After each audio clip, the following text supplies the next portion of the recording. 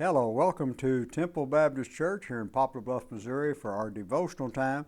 Today we're going to be in 1 Timothy chapter 6. I'm going to read verse 6 through 10 for you because I think they all kind of tie together. Verse 10 is the one that we're going to actually try to concentrate on a little bit. But now, godliness with content is great gain. For we brought nothing into this world, and it's certain we can carry nothing out. And having food and clothes, with these we should be content. But those who desire to be rich fall into temptation and a snare, and into many foolish and harmful lusts, which draw men in destruction and perdition. For the love of money is the root of all kinds of evil, for which some have strayed from the faith in their greediness, and pierced themselves through with many sorrows. All right, now this verse is probably one of the misquoted verses in the Bible, and they say that the love of money, money is the root of all evil. That's what they want to say about that. But what really Paul is saying is that desire and greed for money that is the kind of evil, the root of all kinds of evil. I don't know how many of you have ever watched the Christmas Carol of Scrooge, and I think even Wonka the Chocolate Factory has a character in it that there's fictional characters who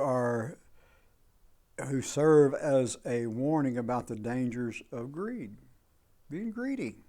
Unfortunately, many people have never learned that lesson. Never learned the lesson. How many lives have been ruined by greed?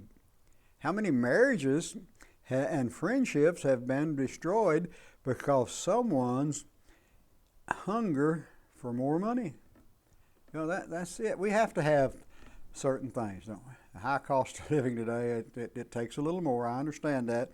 But Paul's instruction to Timothy here is about true contentment, and the contrast that we have with it, with the danger of greed. How are we going to be content without being greedy? Like I said, we need things. If we brought nothing to this world, and we certainly can, and having food and clothing, with all these we should be content.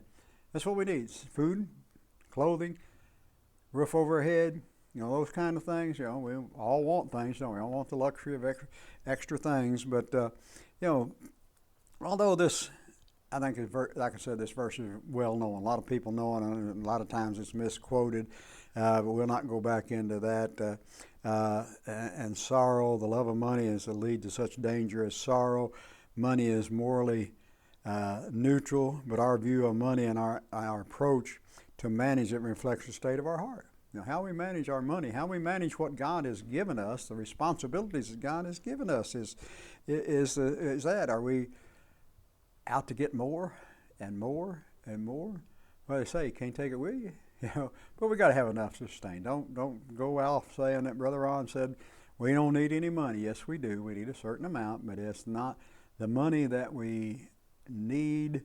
It's not the money that's the problem. It's the love of money that is the problem. So those who crave money, they're really going to only hurt themselves. The love of money will even cause some to walk away from the faith. People walk away from God because of the love of money, but they don't. Dollars and cents don't last, do they? They're just here for a while. Don't make the mistake of forfeiting eternal treasures for something as fleeting as money. Well, they say about how fast money goes through your hands. Well, it does, and it costs. We have to have a certain amount, but we don't have to have a love of money or a greed for money. Don't be greedy over those things. Trust in God to provide what we need. Come and be a part of our family here at Temple. We meet on Sunday mornings at 8 o'clock for our first worship service. And we have Sunday school classes beginning at 9. And then we have our second worship service on Sunday morning at 10. And Sunday nights we meet at 6. And Wednesday night at 7. May God bless you is our prayer.